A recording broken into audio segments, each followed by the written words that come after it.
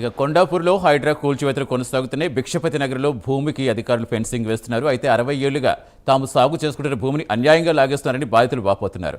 స్థలానికి సంబంధించి తమ దగ్గర అన్ని ఆధారాలు ఉన్నాయని కోర్టులో కేసు నడుస్తుండగా ఇలా చేయడం ఏంటని ప్రశ్నిస్తున్నారు. 1961 నుంచి భూమిని సాగు చేస్తున్నామని, ఈ భూమిపైనే ఆధారపడి జీవిస్తున్నామని చెబుతున్నారు. తమకు ప్రభుత్వం రోడ్డు మీదకు తీసుకొచ్చిందని న్యాయం చేయాలని వారంతా కోరుతున్నారు. పూర్తి వివరాలు ఇచ్చేందుకు మా కరెస్పాండెంట్ లిఖిత ఫీల్డ్లో సిద్ధంగా. లిఖిత, ఇంకా ఏం చెప్తున్నారు అక్కడ రైతులు ఏం చెప్తున్నారు? అసలు భిక్షపతి నగర్లో ఇంకా కూల్చివేతలు కొనసాగుతున్నాయా? అధికారులు ఏం చెప్తున్నారు?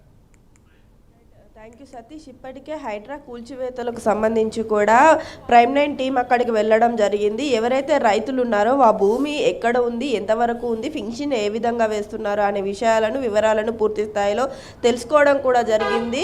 వాళ్ళ తాత ముత్తాతల కాలం నుండి కూడా ఇక్కడ వ్యవసాయం అనేది కొనసాగుతుంది. ఈ భూమిని నమ్ముకొని మేము ఉన్నాము.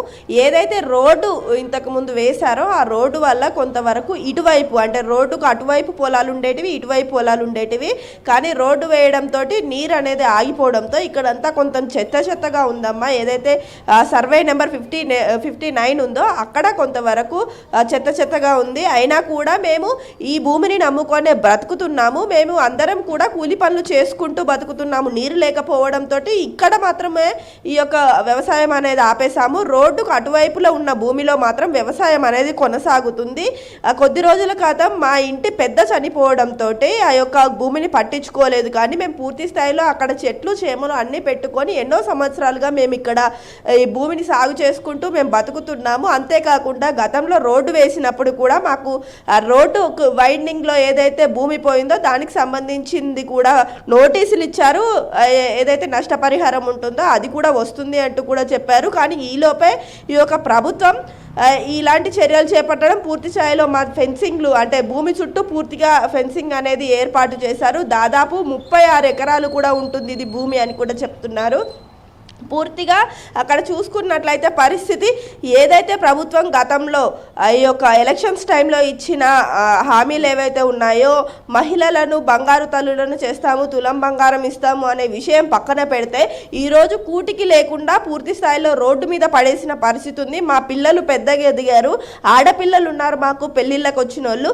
ఈ భూమిని చూసుకొనే ఏదైనా సంబంధాలు మాకు రావాలి. ఎందుకంటే మాకు వెనకాల ఆస్తులు కూడా ఏమీ లేవు. ఈ యొక్క భూమిలోనే మేము ఇంతకుముందు పంట పండించుకునే వాళ్ళం, రూపాయి 2 రూపాయలు సంపాదించుకొని ఆ భూమిలోనే తినేవాళ్ళం. అలాంటిది ఈరోజు ఈ భూమి లేకపోతే మా భవిష్యత్తు ఏమిటి, మా పిల్లల భవిష్యత్తు ఏమిటి అంటూ కూడా ప్రశ్నిస్తున్న పరిస్థితులు అయితే అక్కడ నెలకొన్నాయి. పూర్తి స్థాయిలో మా దగ్గర డాక్యుమెంట్స్ ఉన్నాయి. గతంలో కూడా రంగారెడ్డి జిల్లా కోర్టు అయితే పూర్తి స్థాయిలో మాకు అనుకూలంగా ఈ యొక్క నోటీసులు ఇవ్వడం అయితే జరిగింది. అంతేకాకుండా దీనికి సంబంధించి పూర్తి వివరాలను కూడా తీసుకుంది.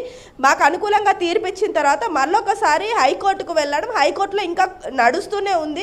కానీ నిన్న తీర్పు వచ్చింది అని చెప్తున్నారు. తీర్పు వచ్చిన వెంటనే ఉదయం 3 గంటలకే అధికారులు ఇక్కడికి రావడం, ఫెన్సింగ్ వేయడానికి చూస్తున్నారు. కనీసం మాకు టైం కూడా ఇవ్వలేదు. ఇలాంటి చర్యలు చేపట్టవద్దు హైడ్రా అధికారులు, రేవంత్ రెడ్డి దయచేసి మా బాధను అర్థం చేసుకోండి సామి అంటూ కూడా వాపోతూ ఆవేదనను వ్యక్తం చేస్తున్న పరిస్థితులు అయితే అక్కడ నెలకొన్నాయి. అంతేకాకుండా ఆ ఏరియాలో ఒక హోటల్ని కూడా ఏర్పాటు చేయడం జరిగింది. హోటల్స్ విజయవాడ నుండి వచ్చిన ఒక దంపతులు అయితే దాన్ని లీజుకు తీసుకోవడం జరిగింది. సెప్టెంబర్ 1వ తేదీన హోటల్ ప్రారంభించారు. ఇప్పుడు అక్టోబర్కి వచ్చేసరికి హోటల్ని పూర్తి స్థాయిలో కూల్చివేశారు. ఆ లోపల ఉన్న సామాన్ ఏదైతే ఉందో హోటల్కి సంబంధించిన సామాన్ కూడా తీసుకొని ఇవ్వలేదమ్మా. దాదాపుగా మేము 50 లక్షల రూపాయలు నష్టపోయాము. 4 పార్ట్నర్స్ని కట్టి ఈ యొక్క హోటల్ తీసుకున్నాము. ఈరోజు మాకు ఏం దిక్కు తోచట్లేదు, ఏం చేయాలో అర్థం కావట్లేదు. ఊర్లో ఉన్నదంతా అమ్ముకొని ఇక్కడికి వచ్చి ఇక్కడ పెట్టుబడి పెడితే ఈరోజు తెలంగాణలో బతకలేని పరిస్థితి వచ్చింది. తెలంగాణ రాష్ట్రంలో బతుకుదాము, ఇక్కడ ఇంత సంపాదించుకుందాము అని వస్తే ఇవాళ ఇక్కడ బతకలేని పరిస్థితికి తీసుకొస్తుంది ఈ ప్రభుత్వం. మాకేం న్యాయం చేస్తుంది, అసలు మేమేం చేయాలి అంటూ కూడా ప్రశ్నిస్తున్న పరిస్థితులు ఇక్కడ నెలకొన్నాయి అంటూ అక్కడ బాధితులు వాబోతున్న పరిస్థితులు కనిపిస్తాయి. Satish, right, thank you Likhita.